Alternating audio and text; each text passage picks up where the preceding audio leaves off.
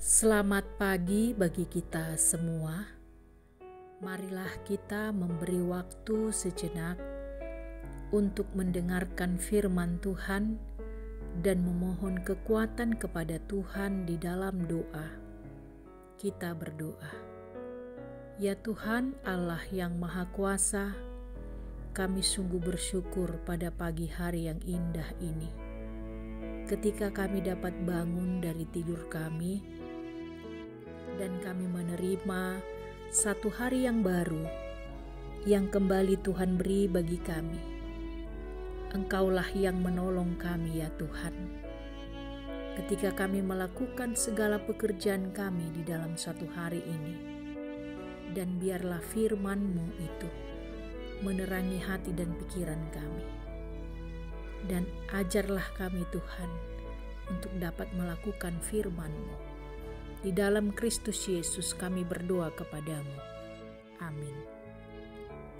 Firman Tuhan pada pagi hari ini, Jumat 11 April 2025, tertulis dalam Efesus 4 ayat 26.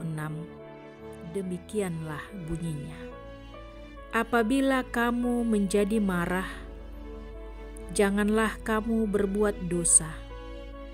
Janganlah matahari terbenam sebelum padam amarahmu. Demikianlah pembacaan firman Tuhan. Saudara-saudari yang dikasihi oleh Yesus Kristus, apakah orang Kristen boleh marah? Setiap orang pasti pernah marah ketika mengalami banyak hal yang terlalu menyakitkan dalam hidup ini. Jadi marah boleh saja. Tuhan Yesus sendiri pernah marah. Marah terhadap orang Farisi dan ahli Taurat yang berpikir munafik, iri dan dengki terhadap orang lain. Yang menjadi masalah bukan marahnya itu sendiri, tetapi bagaimana ekspresi atau cara mengungkapkan dan motivasi kemarahan itu sendiri yang perlu diperhatikan. Apa yang mendasari kemarahan kita dan cara kita mengungkapkan kemarahan, itulah yang menentukan apakah kita berbuat dosa atau tidak. Karena itu, jangan menyimpan kemarahan sampai berlarut-larut. Renungan pagi ini mengingatkan kita bahwa bila kita menjadi marah, jangan sampai matahari terbenam, masih menyimpan kemarahan. Seringkali dalam keadaan kemarahan, emosi tidak terkendali, sehingga keluarlah ucapan-ucapan yang kotor, kasar, tidak sopan dari mulut kita. Bahkan tindakan-tindakan yang menyimpang dari kebenaran firman Tuhan yang membawa kita kepada dosa. Marah dapat membuka celah untuk iblis masuk dan menguasai hidup orang percaya, sehingga Paulus ingin mereka sadar dan tidak memberi kesempatan kepada iblis. Namun Paulus ingin jemaatnya memiliki perkataan yang membangun, membuang segala kepahitan, kegeraman, marah, pertikaian, dan fitnah. Karena itu mari belajar mencari solusi atas kemarahan yang sering kita rasakan. Saudara-saudari yang terkasih, marah boleh saja. Marah tidak dosa, tetapi yang perlu diingat ialah jangan kita terus-menerus memendam kemarahan kita.